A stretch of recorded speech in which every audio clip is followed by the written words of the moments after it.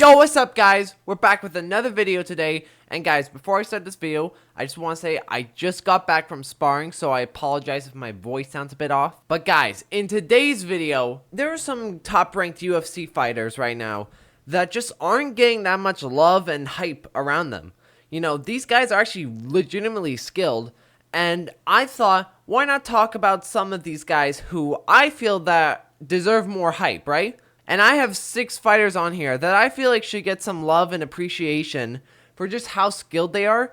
And, you know, just like, these guys are legitimate top contenders. So without further ado, let's get into them. Alright, starting off this list, we have Caio Borralho. I feel like Caio Borralho, don't get me wrong, he's gotten some hype in his career, right? But I feel like that he doesn't get as much hype as he deserves, right? I mean, the way that he beat up Jared Cannonier, in my opinion, was legitimately impressive.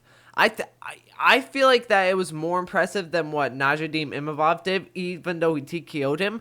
That was a bullshit stoppage. I mean, we can all agree on that. But this dude is actually legitimately skilled. I think this guy's better than Imavov, in my opinion. For one, he's way bigger than these middleweights. He's got the physicality. He's a good striker. He's a good grappler. And I feel like that he could be a legit top contender and even become a champion. I genuinely think this. I feel like Caio Borralho is getting slept on when you have guys like Khamzat Chimaev, Imavov.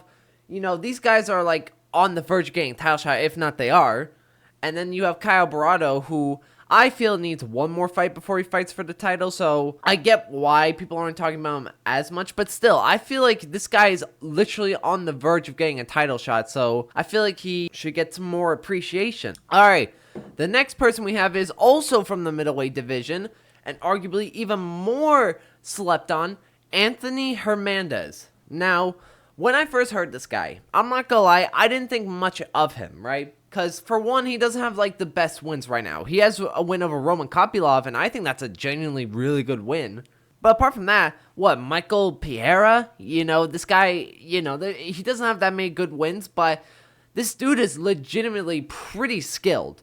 Like, his grappling is, I think, the second best grappling outside of, like, Khamzat Chimaev. I mean, let's be real. His cardio is actually insane. He puts, even though he's a grappler, right? What makes his grappling so dangerous is the fact that he can put on a 5-round grappling match and, like, also, like a high-paced grappling match, and then still, like, getting a finish and not getting tired at the same time. And he's also a pretty solid striker. Like he's not, like, the craziest, but he's overall a really solid striker. And I feel like that if this guy, you know, I feel like people will start to appreciate him more if he fights someone, like, in the top rankings, right? I know he's fighting Brendan Allen, like, in a couple of weeks, and I think that's when people are going to really start getting into the hype of this guy.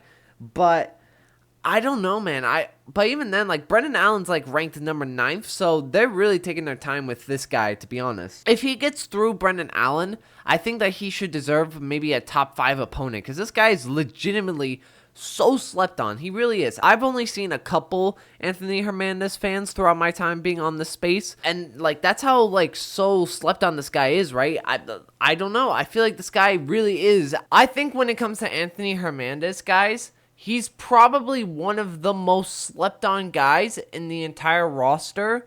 I think that there's one other guy that's more slept on than him, and you're about to hear me talk about him right now. Now we have arguably the most underrated, most, like, nobody talks about this guy in the entire UFC, like, rankings right now. Michael Morales. Now, let me tell you guys something. Y'all were impressed when Carlos Prates finished Neil Magny. I was too. He did in the first round. Don't get me wrong. That was really impressive. But Michael Morales did the exact same thing to him before Carlos Prates finished him, and he did it quicker. I think it only took him, like, half a round for him to finish him. Like, I genuinely think Michael Morales is the most slept on guy in the entire UFC rankings right now, because this guy, he finished Neil Magny quicker than Carlos Prates did, and people are praising Carlos Prates. Don't get me wrong, I love Carlos Prates, you guys know this, but we have to give some respect to Michael Morales, right? He's a really good striker, he's got good takedown defense, and, well, his cardio is pretty solid, I would say. It's not, like, the craziest, but still, like, I feel like I don't know how far he's gonna get. I think he can be a top 5 contender, but we need to see more of Michael Morales, and I think that's why people aren't talking about him as much, because really he hasn't fought like anybody realistically. The only person he fought that people will notice is when he finished Neil Magny, but even then people don't look at that because Carlos Prates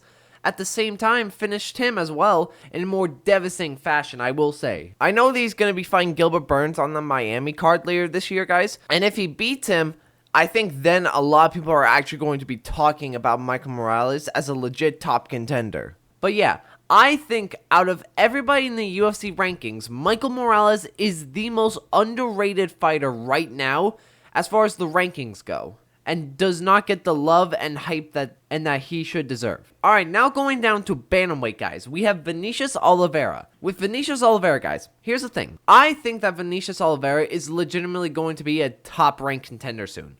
Because for one, I think he has better wins over some of these like unranked UFC bantamweights than some of these ranked bantamweights do. He's got wins over Sadnar Magomedov, Ricky Simone, and Sopecha. Like, those are some 3 solid wins to have as an unranked bantamweight, and I think that he should fight someone in the rankings in his next fight. I honestly didn't think of him as much, but the fact that he beat Sadnar Magomedov and arguably like out-grappled him in that fight I actually think it's legitimately impressive, especially since it's a Magomedov, it's a Russian Dagesanian.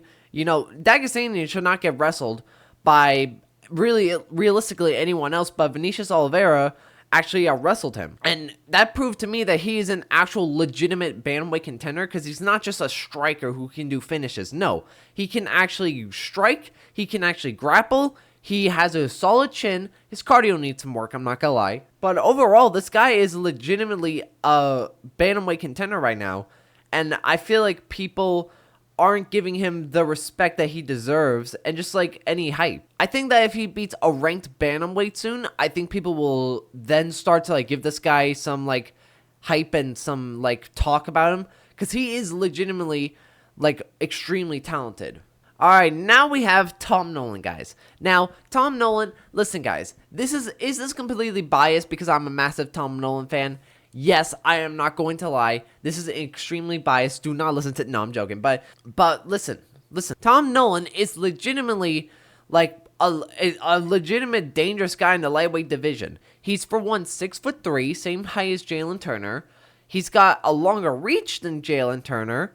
He has great kicks, great striking, and he can actually grapple.